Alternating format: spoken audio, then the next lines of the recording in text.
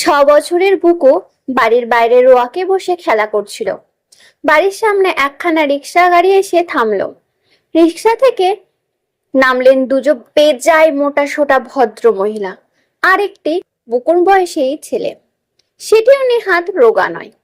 বুকু খেলতে খেলতে তাকিয়ে অবাক হয়ে যায়। আরে বাবা, রিক্সা গাড়িতে এতটুকু খোলের মধ্যে এরা জায়গা হয়েছিল কি করে? দুটি মহিলার মধ্যে একটি মহিলা রোয়াকে উঠে একগাল হেসে বলেন, কি খোকা, চিনতে পারছো? বুকু দুই কোমরে দুই হাত দিয়ে দাঁড়িয়ে ওদের দিকে সোজা তাকিয়ে যেন বেশ তলিয়ে কিছু ভেবে নেয়। তারপর গভীরভাবে ঘড়ির পেন্ডুলামের মতো দুদিকে মাথা নাড়ে। মহিলা দুটি তো ওর ধরন দেখে হেসেই খুন। একজন বলেন, আহা, আমরা এসেছি সেই কবে, ওর মনে থাকবে কি করে?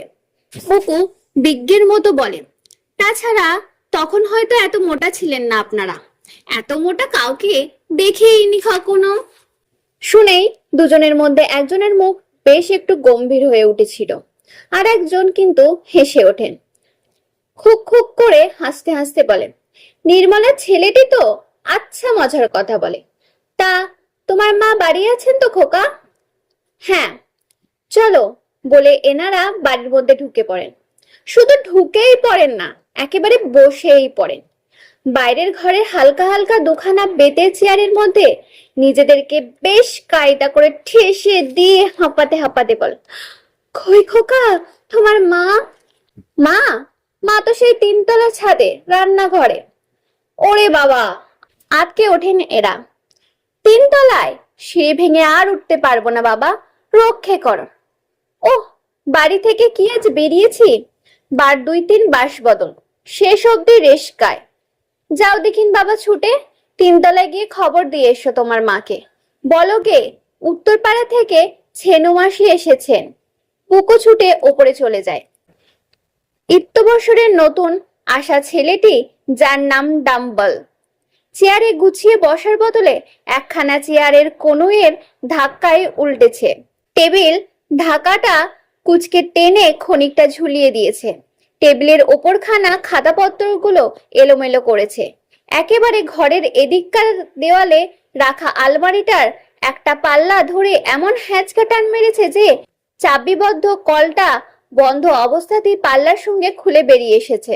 সাজানো গোছানো বইয়ের শাড়ি থেকে একসঙ্গে 3-4খানা বই নামিয়েছে।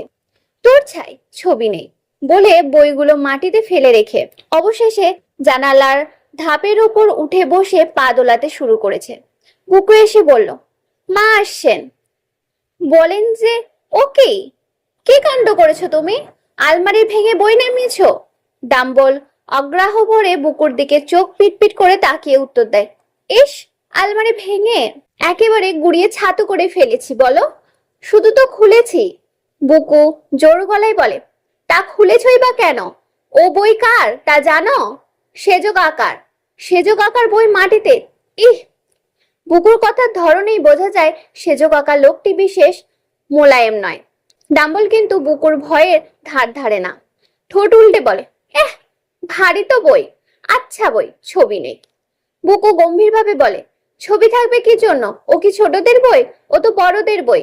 যেমন হাতির মতো চেহারা তোমার, তেমনি হাতির মতো বুদ্ধি। আচ্ছা আসুক না সেজ কাকা, মজা দেখিয়ে দেবেন একেবারে, পিঠের ছাল তুলবেন তোমার। মোটা মহিলা দুটি, যাদের মধ্যে একজনের নাম ছেনু মাসি আর অন্যজনের নাম হচ্ছে বেনু মাসি, তারা চোখ ড্যাব ড্যাব করে বুকুর কথা শুনছিলেন। এইবার রেগে গম গম করে ছেলেকে বললেন, ডাম্বাল, বই তুলে রাখো, সব জায়গায় নিজের বাড়ি নয়, বুঝলে? এইতেই ছেলেকে শাসন করা হয়ে গেল ভেবে নিশ্চিন্ত হয়ে তারা মনে মনে বুকুর মন্ডুপাত করেন। কি অসভ্য ছেলে বাবা, কথা নয় তো যেন ইট পাটকেল। ছেলেকে কি শিক্ষাই দিয়েছে নির্মলা। এবার ঘরে এসে ঢোকেন বুকুর মা নির্মলা, আঁচলে ভিজে হাত মুছতে মুছতে। ঢোকা দেখেই বোঝা যায় কাজে ব্যস্ত ছিলেন। ঘরে ঢুকে হই হই করে অভ্যর্থনা শুরু করে দেন। ও মা, আমার কি ভাগ্যি, ছেনু মাসি বেনু মাসি যে, এতদিনে বুঝি মনে পড়লো? আমি তো ভেবেছিলাম ভুলেই গেছো আমাকে। সত্যি কতকাল পরে দেখা, কি আনন্দ যে হচ্ছে, কি করে বলবো। এত ভালো লাগছে ছেনু মাসি। বুকুর মা যতক্ষণ কথা কইছিলে বুকু অবাক হয়ে ফেল ফেলিয়ে মায়ের মুখের দিকে তাকিয়েছিল।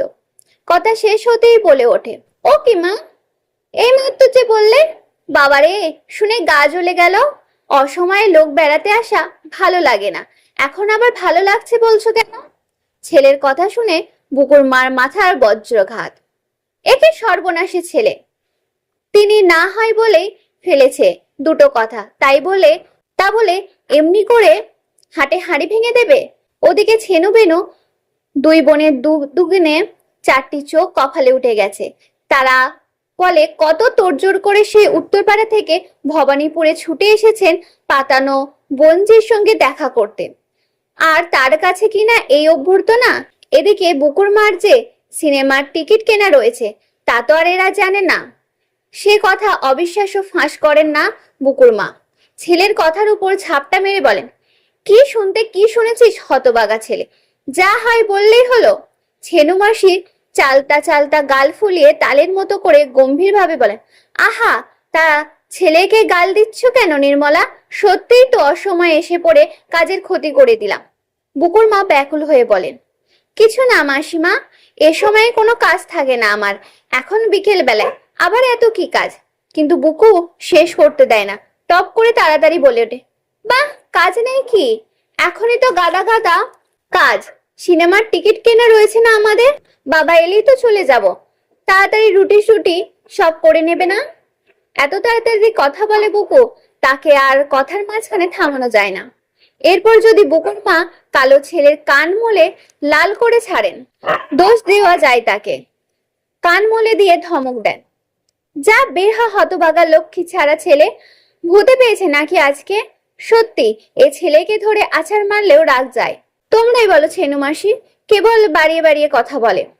বুকু চলে যেতে বুকুর মা ডাম্বলকে নিয়ে পড়ে। ও মা, ডাম্বল যে দেখিনি এতক্ষণ, এত বড় হয়ে গেছো, আর কি সুন্দর দেখতে হয়েছে।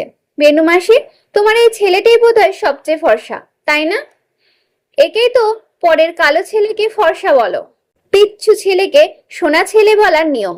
তাছাড়া আবার নিজের ছেলেকে বেয়াকা কথাগুলো ভুলিয়ে দেওয়ার জন্য বেশি করেই বলতে হয় বুকুর মাকে, নইলে সত্যি কিছু আর ডাম্বেল আহামরি ফর্সা নয়।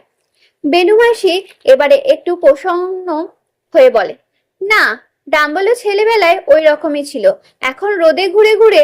তা তোমার বুকুও তো কালো হয়ে গেছে। আমার বুকু তো কালোই ছিল, তারপর ডাম্বল বাবু কি পড়তে টড়তে শিখলে? স্কুলে ভর্তি হয়েছো নাকি? বেনু মাসি কি বলতে যাচ্ছিলেন?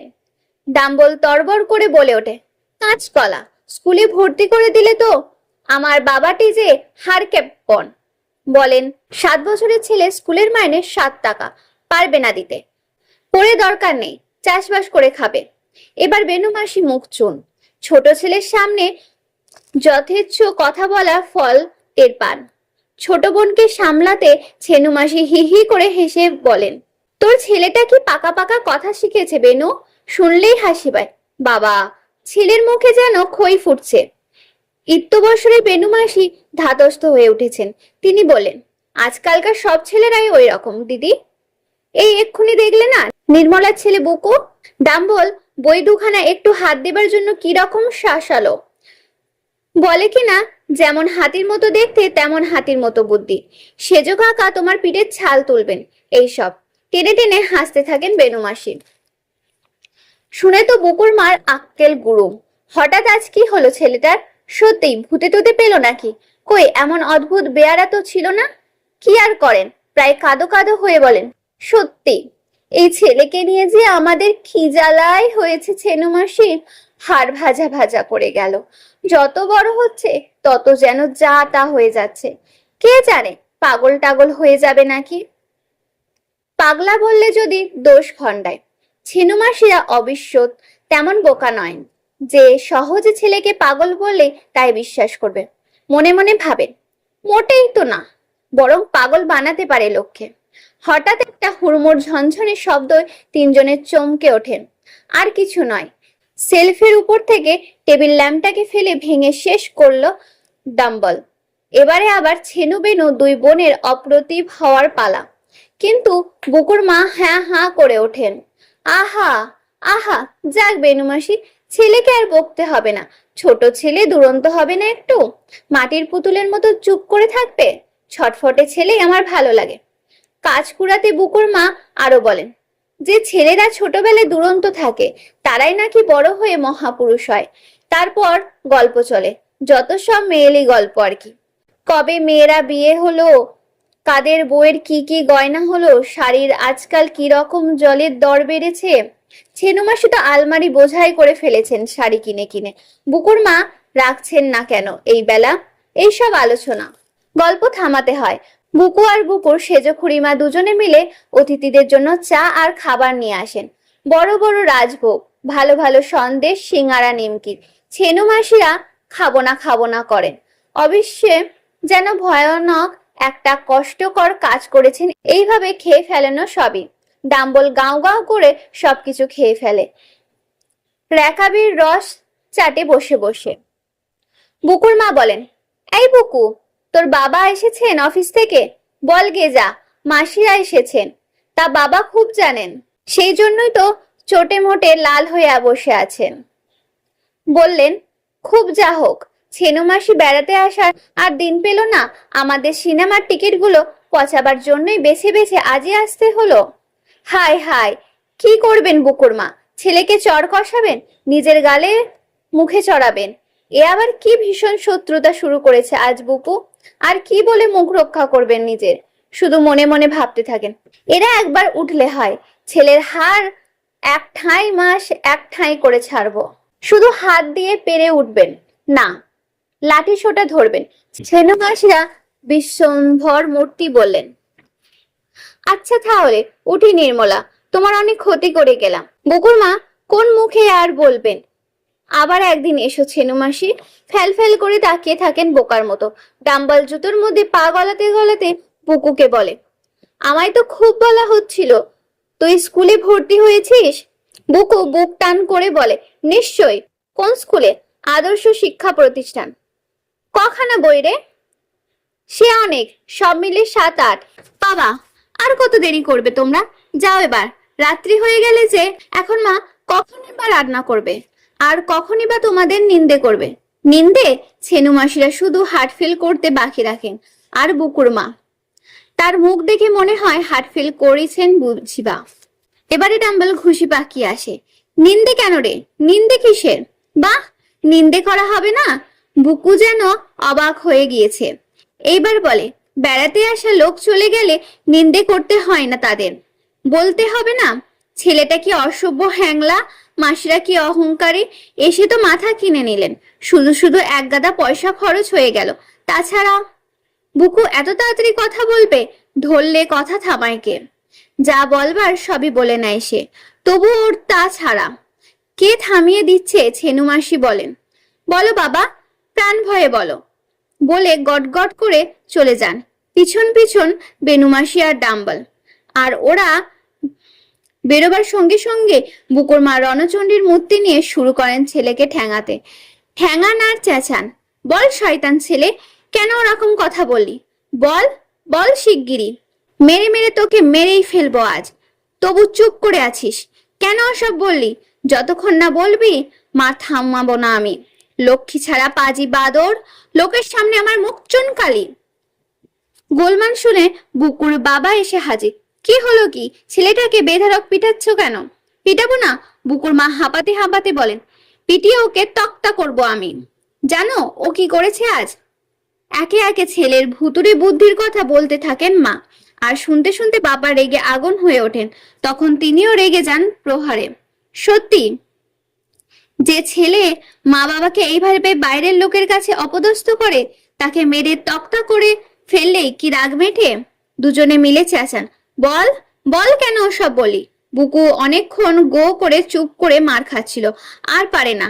ডুগরে কেঁদে উঠে বলে, নিজেই তো দুপুরবেলা 100 বার করে বললে সব সময় সত্যি কথা বলবি, কারো কাছে কিছু লোকাবি না, এখন আবার নিজেই মারছো। কি করে বুঝবো আসলে কি করতে হবে? গল্পটি ভালো লাগলে অবশ্যই লাইক করে যাবেন এবং পরবর্তী গল্প পেতে হলে অবশ্যই সাবস্ক্রাইব করে রাখবেন। Bye bye.